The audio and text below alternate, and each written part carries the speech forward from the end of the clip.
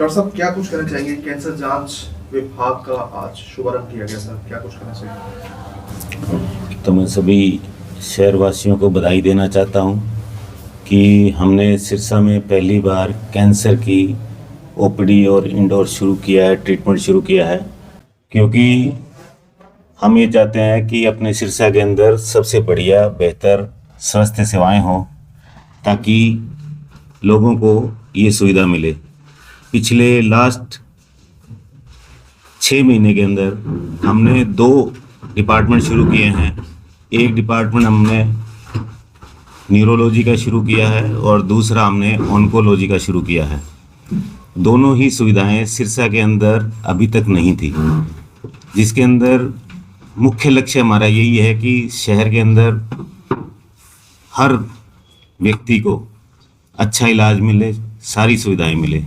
इसी मंशा से अपन ने ये सब डिपार्टमेंट शुरू किए हैं।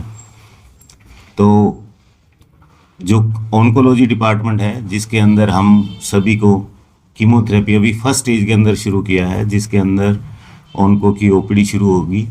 ऑन्को का जो कीमोथेरेपी होती है वो अब देंगे हम इसके अंदर। इसके अलावा जो है बाकी सभी पैनल पे लोगों को इसका फ़ायदा मिलेगा। इसके अलावा जो हमने दूसरा डिपार्टमेंट जो सुपर स्पेशलिटी डिपार्टमेंट शुरू किया हुआ है वो है न्यूरोलॉजी। न्यूरोलॉजी में डॉक्टर देवाशीष गुप्ता हमारे यहाँ पर कार्यरत हैं, डीएम न्यूरोलॉजी गोल्ड मेडलिस्ट हैं। इसके अंदर जिन लोगों को जैसे मिर्गी के दौरे आते थे, नसों में कमजोरी या कई बार स्ट्रोक होता है, जो आने वाले टाइम के अंदर अब सर्दियों के अंदर जैसे हार्ट अटैक होता है वैसे ही स्ट्रोक होता है दिमाग का, अगर आदमी तुरंत पहुँच जाए और सही ढंग से ट्रीटमेंट ले ले तो बहुत बढ़िया रिकवरी है। तो ये फर्स्ट टाइम सिरसा में अपने यहाँ शुरू किए हैं दोनों डिपार्टमेंट। इनकी हम रेगुलर ओपीडी, आईपीडी और सभी तरह की सुविधाएं इनमें दे रहे हैं। डॉक्टर साहब, आपने कैंसर का जिक्र किया, ऑन्कोलॉजी आप शुरू कर रहे हैं इलाज इसका, तो सिरसा में भी ये बहुत बढ़ रहा है, खासतौर पे दर्द की बेल्ट में। क्या लक्षण इसके होते हैं? क्योंकि जब लोगों को पता चलता है, टेस्ट करवाते हैं तो 3rd 4th स्टेज का पता चलता है, उसके बाद कोई फिर उसका इलाज नहीं हो पाता है। तो क्या इसके लक्षण हो सकते हैं? क्या कैसे बचाव इसका? मैं डॉक्टर निशांत को कहूँगा कि जो स्पेशलिस्ट है इसके।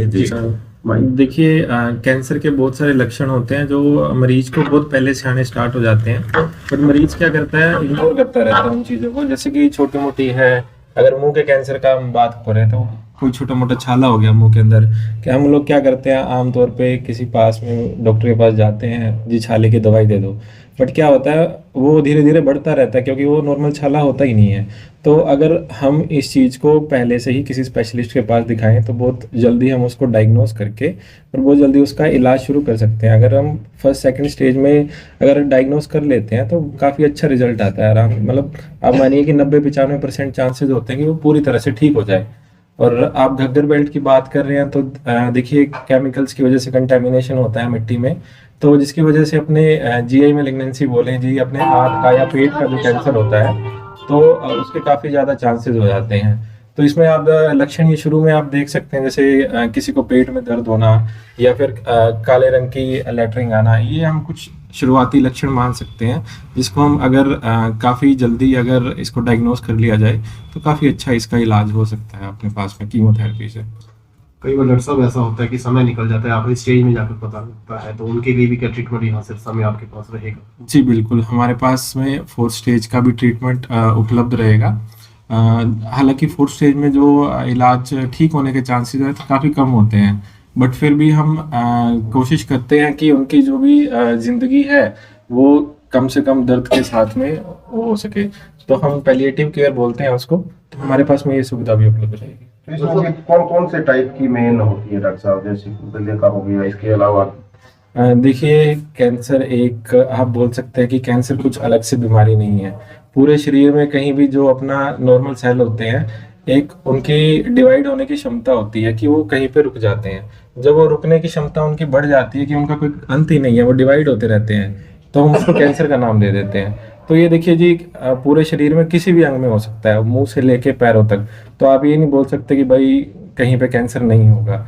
तो मुंह का कैंसर, पेट का, अपने फेफड़ों का, अपने आंतों का, तो ये कहीं पे भी हो सकता है। कैंसर के ठीक होने के कितने चांसेस रहते हैं? देखिए मैडम, कैंसर के ठीक होने के चांसेस अगर फर्स्ट सेकंड स्टेज में हम उसका इलाज स्टार्ट कर देते हैं तो अब ले काफ़ी अच्छे चांसेस होते हैं कि उसको ठीक रहने के। अब मानिए कि 100 में से 60-70% पेशेंट ठीक हो जाते हैं अगर हम उसको सेकंड स्टेज तक डायग्नोस कर लेते हैं तो। डॉक्टर साहब, संजीवनी हॉस्पिटल ने इसकी शुरुआत की है, हालांकि पहले का ऐसा कोई हॉस्पिटल नहीं है सिरसा में जो कैंसर से संबंधित जांच कर रहा हो। आमतौर पर जब पहले कोई जांच करवाता था तो फाइनेंशियल बहुत ज्यादा प्रभावित होता था, क्योंकि 80 से 100 किलोमीटर की दूरी तय करनी पड़ती थी, पहले तो वो था, और उसके बाद किसी हॉस्पिटल जाए तो फिर अनावश्यक खर्चे भी आ जाते थे। तो हम मान के चले कि संजीवनी हॉस्पिटल में फाइनेंशियल भी रियायत दी जाएगी अगर कोई पेशेंट है, भारी भरकम बोझ पेशेंट पे ना पड़े और ठीक ठाक पैसे में इलाज हो। नहीं, इसके अंदर क्या है कि अपना उद्देश्य यही है कि लोगों को एक फैसिलिटी प्रोवाइड करना, ताकि नेचुरल है कि जब लोकल कोई चीज़ अवेलेबल हो जाती है तो उसकी कॉस्ट इफ़ेक्टिवनेस वैसे ही आ जाती है। और हमारा भी यही उद्देश्य है कि हम लो कॉस्ट पे, जितना मिनिमम कॉस्ट पे हम उसका इलाज कर सकें।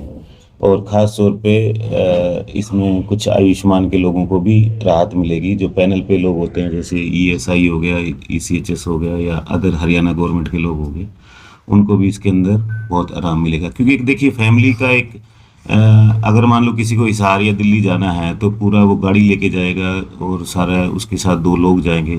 यहाँ पर किसी भी समय आराम से वो इलाज ले सकता है, तो घर जैसी सुविधा रहती है इसको। डॉक्टर साहब, पिछले दिनों आपने एक तोहफा दिया कि सुबह 9 से 10 की ओपीडी आपने छोटे बच्चों के लिए फ्री रखी है, क्या कहना चाहेंगे? कुछ बताइए। नहीं, वो तो देखो, जॉय ऑफ गिविंग एक कंसेप्ट होता है कि आपको कुछ समाज में दे के खुशी मिलती है, तो वो उसी के तहत एक प्रोग्राम था कि चलो कुछ बच्चों को जो लोग उनके पेरेंट्स OPD अफोर्ड नहीं कर सकते हैं तो एटलीस्ट आके वो एक बार कंसल्टेशन ले। अच्छा, हॉस्पिटल के साथ साथ सिरसा के लोगों के लिए हम एक अच्छी पहल कह सकते हैं कि कम पैसे में ठीक अच्छा इलाज लोगों को मिले। इसके साथ साथ आपका मल्टी स्पेशलिटी और सुपर स्पेशलिटी हॉस्पिटल है, और सिरसा का एकमात्र हम कह सकते हैं कि कंप्लीट हॉस्पिटल है। और आपको कितना सुकून मिलता है? नहीं, मैं तो देखिए सिरसा का ही रहने वाला हूँ, यहीं पला बड़ा हूँ। मेरी बादरा बाजार में घर है मेरा। गवर्नमेंट स्कूल से मैंने यहाँ स्कूलिंग करी है, नेशनल कॉलेज से मैंने +2 करी है, तो जड़ें तो मेरी यहीं से जुड़ी हुई है। और अपने शहर के अंदर काम करके अगर हम इस दिशा के अंदर काम करते हैं तो अच्छा लगता है। और अपने सब रिश्तेदार होते हैं, हर कोई आदमी कहीं ना कहीं से कनेक्ट निकलता है, कोई चाचा है, कोई ताऊ है, कोई भाई है, तो अच्छा लगता है अपने परिवार की हेल्प करके, उनको राय देके। सर, जैसा कि अभी आपने बताया कि न्यूरो भी है और कैंसर का भी विभाग शुरू हो गया, और साथ साथ ऐसी कौन सी फैसिलिटीज है जो संजीवनी हॉस्पिटल प्रोवाइड करता है? कौन कौन से विभाग? अभी मैं जैसे डॉक्टर साहब से आप न्यूरो के बारे में भी जानेंगे, क्योंकि लोगों को भ्रांतियां रहती है कि न्यूरो के अंदर कई चीज़ें ऐसी होती है जो लोग उसको इग्नोर करते रहते हैं, जैसे हेडेक है, माइग्रेन है, या कई चीज़ें ऐसी हैं कि जो उनको वो तवज्जो नहीं देते, जो बाद में दिक्कत कर देती है।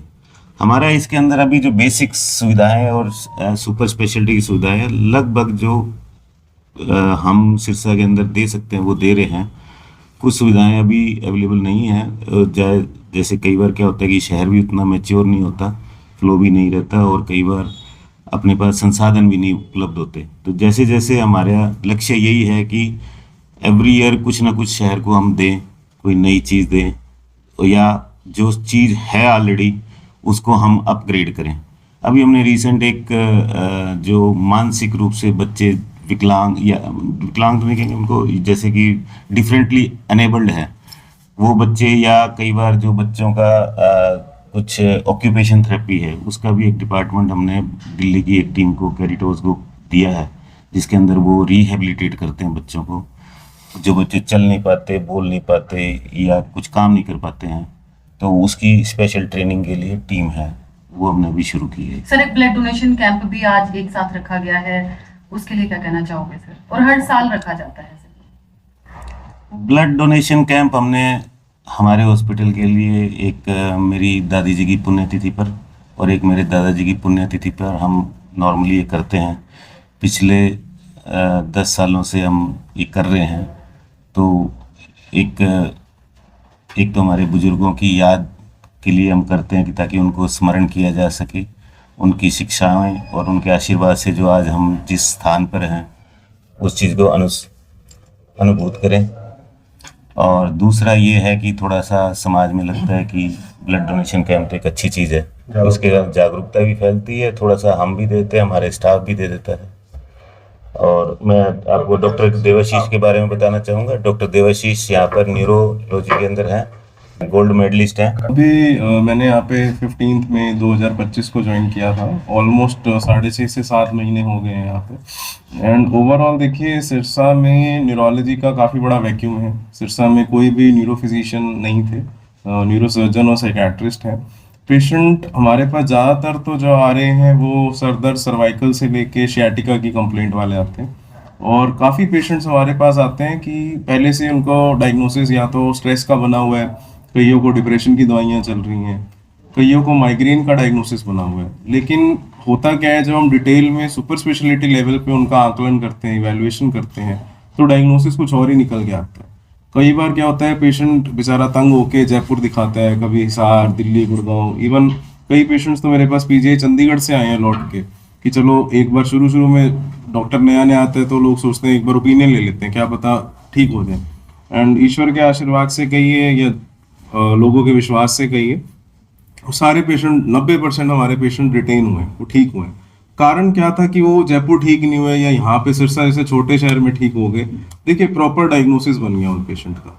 होता क्या है, जब डायग्नोसिस ही गलत बन जाता है तो ट्रीटमेंट फिर अलग राह पे चलता है और फिर इलाज सब सही नहीं होता तो इम्प्रूवमेंट भी नहीं आती। तो इस ब्रांच में बहुत बड़ा आगे कहिए वैक्यूम कहिए, क्योंकि इस चीज़ का स्पेशलिस्ट कोई था ही नहीं शहर में, तो इस बीमारी को पकड़ने में बड़ी दिक्कत आ रही थी। तो वो चीज़ एक अच्छी हुई है। डॉक्टर साहब, डिप्रेशन का आपने जिक्र किया डॉक्टर साहब, एक्चुअल में डिप्रेशन के केसेस ओवरऑल सिरसा में बहुत ज्यादा है, और दूसरा एआई के चक्कर में लोग उलझ जाते हैं, तो एक प्रॉपर गाइडेंस नहीं मिल पाती, और जिसके चक्कर में कहना गई वो नशे की तरफ भी हो जाता है। तो क्या कुछ आपकी तरफ से कहना चाहिए? देखिए, डिप्रेशन तो जैसे ये मान लीजिए सबसे ज़्यादा ओवर डायग्नोस्ड डिजीज है और सबसे ज़्यादा अंडर डायग्नोस्ड है। आजकल जो जेन जी या जेन अल्फा जो सन 2000 के बाद जो बच्चे पैदा हुए हैं, जरा सा पेरेंट्स ने कुछ कह दिया, डांट दिया, डिप्रेशन में चले गए। वो खुद आके पेशेंट हमें कई बार बताता है, डॉक्टर साहब हमें डिप्रेशन है। तो हमें उसको समझाना पड़ता है कि आपको डिप्रेशन नहीं है, थोड़ा सा एडजस्टमेंट का दिक्कत है। तो जो आपका सवाल है कि डिप्रेशन का इंसिडेंस ज़्यादा है, देखिए दो बातें, एक तो लोगों का टॉलरेंस लेवल कम हुआ है, तीसरी चीज़ थोड़ा सा लोग अपनी बीमारियों और सिम्टम्स के लिए अवेयर होने लगे हैं। पहले बहुत बार हम लोग सुनते थे कि फलाना बंदा अच्छे घर का था, संपन्न परिवार का था, सुसाइड कर लिया, ठीक है, कारण नहीं मिलता था क्यों करा। अब लोगों में अवेयरनेस हो गई है, आस पड़ोस के लोग बता देते हैं डिप्रेशन है। परंतु डिप्रेशन में भी ये एक्चुअली हमें खुद ये साइकेट्रिस्ट और न्यूरोलॉजिस्ट को मिलकर डायग्नोस करना पड़ता है कि एक्चुअली में इस बंदे को डिप्रेशन की दवाई की जरूरत है, या कुछ कुदरती या कुछ टाइम की वजह से, कुछ सिचुएशन की वजह से उसका रिएक्शन ऐसा है। तो उस हिसाब से आगे ट्रीटमेंट होता है कि ये वाकई डिप्रेशन है या बस कुछ फेज है लाइफ का जो कुछ टाइम बाद ठीक हो जाए। डॉक्टर साहब, एक लकवा और अधरंग के मरीज बहुत बढ़ रहे हैं, तो इनका आपके पास क्या इलाज है, कब आपके पास पहुंचे, पूरी डिटेल में थोड़ा बताइए। देखिए, मेरे को अब तक यहाँ आके मैंने ऑलमोस्ट 3500 से 4000 पेशेंट्स को अपना परामर्श दिया है पिछले 6.5 से 7 महीने में, ठीक है। उनमें से कम 500 से 600 हमारे पास पैरालिसिस के पेशेंट थे। अधिकतर 500 में अगर आप आकलन करें तो 400 से 350 पुराने पेशेंट्स थे जो कभी आयुर्वेदिक दवाई खा रहे थे या हिसार से दवाई चल रही थी। उसमें देखिए, हमारे लिए ज़्यादा रिकवरी के चांस तब होते हैं जब शुरू के 4.5 घंटे में पेशेंट आ जाता है। देखिए, लकवा प्रमुखता 2 टाइप का है। एक में नाड़ी ब्लॉक हो जाती है जिसको हम इस्कीमिक स्ट्रोक बोलते हैं, यानी जो हार्ट अटैक का मिलता जुलता स्वरूप होता है, ब्रेन अटैक मान लीजिए। दूसरा होता है नस फट जाती है जिसको ब्रेन हैमरेज बोलते हैं हम लोग। देखिए, ब्रेन हैमरेज के भी 70 से 80% केसेस सिंपल मेडिसिन से ठीक हो जाते हैं, हर पेशेंट में सर्जरी रिक्वायर्ड नहीं होती। जो दूसरा लकवा है, जो नाड़ी ब्लॉक या खून का जो नस होती है उसमें खून का प्रभाव फ्लो कम हो जाता है, उसमें अगर शुरू के 4.5 घंटे के अंदर अंदर हमारे पास पेशेंट आता है, अगर उसका लकवा इतना ज़्यादा सीवियर है और हमें लगता है वो क्राइटेरिया में फिट हो रहा है, तो हम उसको खून पतला करने का इंजेक्शन लगाते हैं, क्लॉट डिसॉल्व करने का।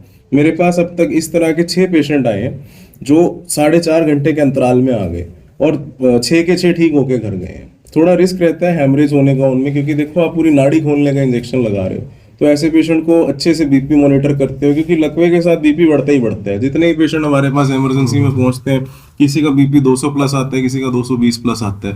होता है कि अगर मान लो यही पेशेंट किसी अनाड़ी के हाथ में लग जाए, खून पतले का इंजेक्शन लगा दे, उधर से बीपी 200 हो रखा है, आपने ब्रेन हेमरेज और करा दिया, तो उसमें बड़ा एक स्पेशलिस्ट की जरूरत पड़ती है कि पहले बीपी कम करे, हमें टाइम भी बचाना होता है। तो टाइम इज ब्रेन, पुरानी कहावत है, समय ही आपका दिमाग है। एक मिनट में 20-20 लाख कोशिकाएं परमानेंट डैमेज हो जाती हैं आपकी।